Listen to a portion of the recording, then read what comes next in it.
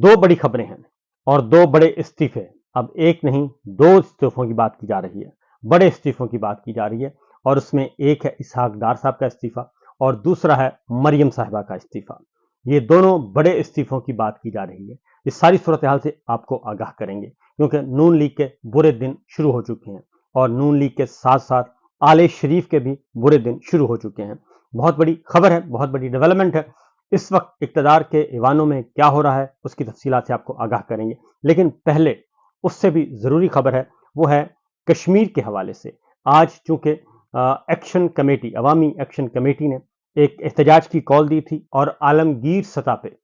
ये एहतजाज की कॉल थी। न सिर्फ आज़ाद कश्मीर में बल्कि पूरी दुनिया में आज एहतजाज किया गया। और आज लंदन में, यूरोप में, अमेरिका में, ऑस्ट्रेलिया में, जहाँ जहाँ ओवरसीज कश्मीरी बसते हैं और वहाँ पे आज एहतजाज हुआ और सबसे बड़ा एहतजाज लंदन में हुआ। और लंदन में 10 डाउनिंग स्ट्रीट बरतानवी वजीर आजम की रिहाइश का और उसके बाद पाकिस्तान का हाई कमीशन जो लंदन है उसके बाहर, और सैकड़ों नहीं हज़ारों ओवरसीज कश्मीरी उसमें शरीक हुए। और उनकी एक ही डिमांड थी और वो थी कि field marshal general Asim Munir साहब के इस्तीफे की बात की जा रही थी और उनसे इस्तीफा मांगा जा रहा था। और किसी भी सूरत में कश्मीरियों ने ये वाज़ेह तौर पर कहा कि उनके एक तो मुतालिबात तस्लीम किए जाएं, दूसरा जो फिस्तायत बर्पा की गई है, जो ताकत इस्तेमाल की गई है, जो लोगों को गोलियों से छलनी किया गया है, उसका अजाला किया जाए और जो डेड बॉडीज हैं वो वापस की जाएं। और उनको न सिर्फ वापस किया जाए बल्कि उनको कैफरे किरदार तक पहुंचाया जाए जिन्होंने ये काम किया है। उसके साथ साथ शौकत नवाज मीर के हवाले से बात हुई कि उनको फौरी तौर पर अदालत में पेश किया जाए क्योंकि वो लापता हैं। और एक्शन कमेटी जिसे कलअदम करार दिया है उसकी वो हुक्म वापस लिया जाए और जो सरों की कीमत मुकर्रर की गई है वो भी वापस ली जाए। आज जो सबसे इंपॉर्टेंट हुई है वो है आज़ाद कश्मीर में भरपूर फोर्सेस के बावजूद आज़ाद कश्मीर के तमाम शहरों में, तमाम छोटे बड़े शहरों में आज एहतजाज किया गया। खवातीन ने, बच्चों ने, बच्चियों ने, बुजुर्गों ने, बूढ़ों ने, सब ने उसमें शिरकत की है और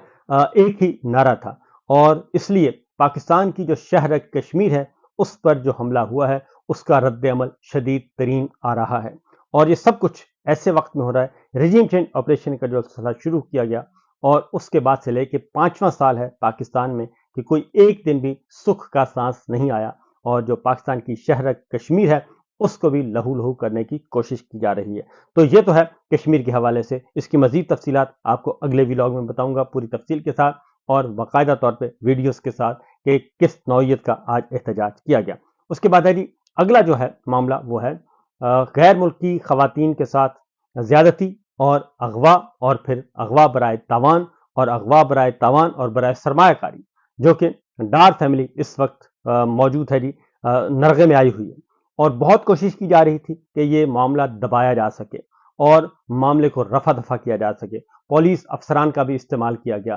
कानून का भी इस्तेमाल किया गया, तक कानून को दबाने की भी कोशिश की जा रही है और हर एतबार से और मीडिया के जरिए से भी कोशिश की जा रही है कि ये खबरें कौमी ज़राए ब्लाग पर ना आएँ, अखबारात ना शाया करें। और उसमें आले शरीफ अब तक कामयाब भी हैं क्योंकि हम देख रहे हैं कि कौमी ज़राए ब्लाग इस मामले में खामोश हैं। वो तमाम के तमाम लोग जो कल तक इमरान खान और बुशरा बीबी के निकाह जो कि आइन और कानून और सुन्नत का मुताबिक हुआ उस पे कीचड़ उछाला जा रहा था और हर रोज प्रोग्राम हो रहे थे, हर रोज कॉलम लिखे जा रहे थे, वो सारी की सारी आवाजें इस वक्त खामोश हैं और उनको कुछ नजर नहीं आ रहा। बल्कि कहा जा रहा है कि जनाब हमने राब्ता किया था और हमें पता चला कि इसमें कोई ऐसी चीज नहीं है, ये तो सरमायाकारी का मामला था, ये तो लेन देन का मामला था। लेकिन प्रेशर बहुत बढ़ता जा रहा है। आज डीआईजी फैसल कामरान जिन्होंने बीबीसी को एक गलत तस्वीर पेश की थी और आज फिर मामला यह हुआ कि दरूने खाना बहुत ज्यादा प्रेशर डेवलप हो रहा है और जितने भी एस्टेब्लिशमेंट से जुड़े हुए अकाउंट्स हैं और जितने भी एस्टेब्लिशमेंट के करीब जो लोग तस्वर किए जाते हैं, खा वो दानिश्वर हैं, खा वो वकला हैं, खा वो अदरवाइज, वो सब के सब बैक जुबान एक ही मुतालबा कर रहे हैं कि इसहाक डार साहब का इस्तीफा आना चाहिए। और इस मामले में पाकिस्तान की जो है वो आलमी सतह पे बदनामी हुई है। दो मामलात में बदनामी हुई है पाकिस्तान की आलमी सतह पे और पाकिस्तान کا پاکستان کو بہت زیادہ نقصان ہو سکتا ہے، اور اس میں ایک ہے CCD کی طرف سے آسٹریلین بچی کو جو مارا گیا، وہ والا واقعہ وہ ابھی تک گلے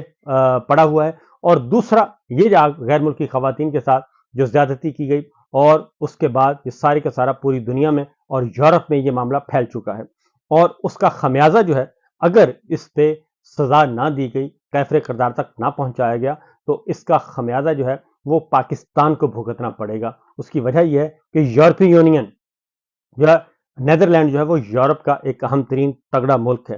اور یہ معاملہ یورپی یونین اور یورپی یونین کی پارلیمنٹ اور انسانی حقوق کی تنظیموں تک جائے گا، اور اس کے بعد پھر نتیجہ کیا نکلے گا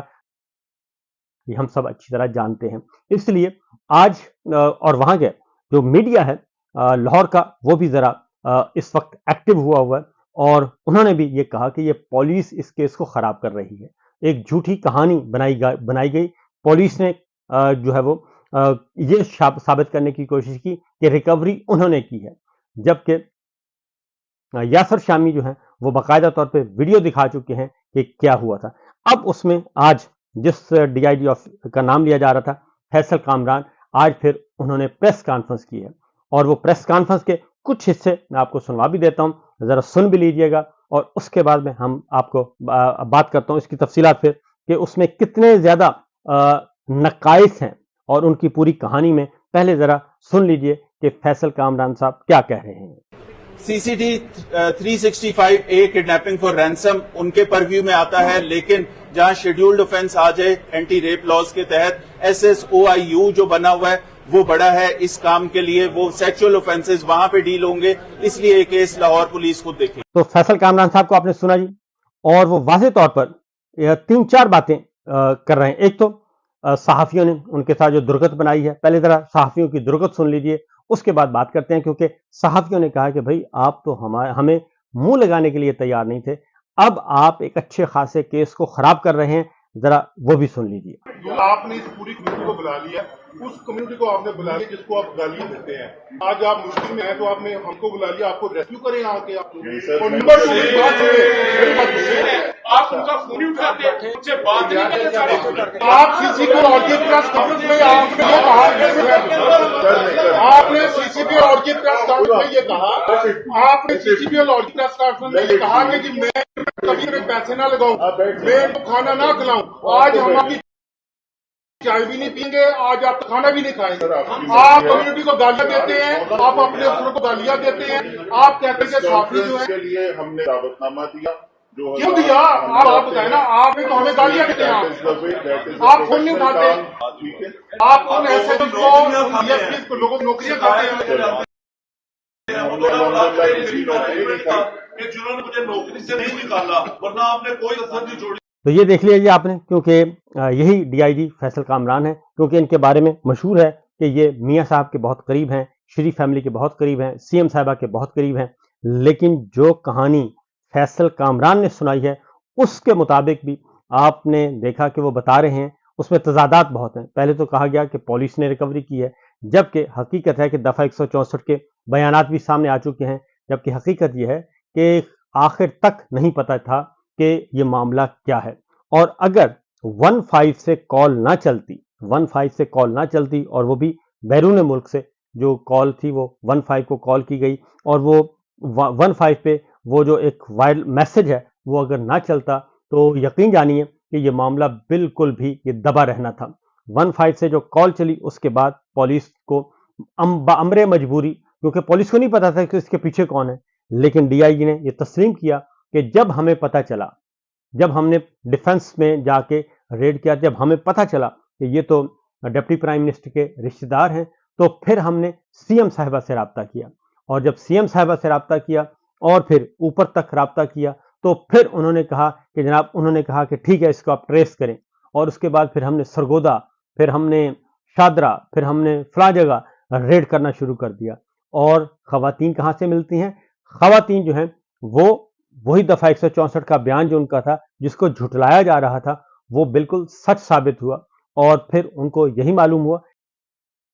کہ ان کو ایک اور جگہ پہ لے کے جایا جا رہا تھا۔ اور پھر ایک اور بات وہ بھی آئی کہ اس میں اسحاق ڈار صاحب کے नवासे का किरदार भी तस्लीम कर लिया गया है और डीआईजी ने खुद तस्लीम कर लिया, जबकि बीबीसी को उन्होंने मुख्तलिफ स्टोरी सुनाई थी और बिल्कुल और स्टोरी सुनाई थी। अब चूंकि प्रेशर आ रहा है और मुसलसल आ रहा है, इसलिए और इस प्रेशर का और भी नतीजा निकलेगा। एक तो बाहर से प्रेशर आ रहा है, अब अंदर से जो पहले खिचड़ी पक रही थी उस खिचड़ी पकने का भी, वो भी खाने का टाइम आ चुका है। इसलिए वो जो सारी कहानी सुनाई उसके अकॉर्डिंगली ये बात साबित हो गई कि जो खवातीन थीं उनमें से एक खातून अपने वालिद के साथ राब्ते में थी और उनको बता रही थी कि हम वहां से निकलने में कामयाब हो गए उनके चुंगल से, अब हम यहाँ पे लोकेशन शेयर की जा रही थी। उसके बाद फिर पुलिस अफसर आते हैं, फिर कॉन्फ्रेंस कॉल आती है और कॉन्फ्रेंस कॉल के जरिए फिर उनकी लोकेशन तक पहुंचा जाता है खवातीन की कि आप यहीं रुकें। और इसका मतलब यह है कि पुलिस ने रिकवर नहीं किया, बल्कि खवातीन उस गाड़ी से जो उन्होंने बात बताई वो बिल्कुल दुरुस्त है, जो दफा 164 का बयान मजिस्ट्रेट के सामने वो बिल्कुल दुरुस्त है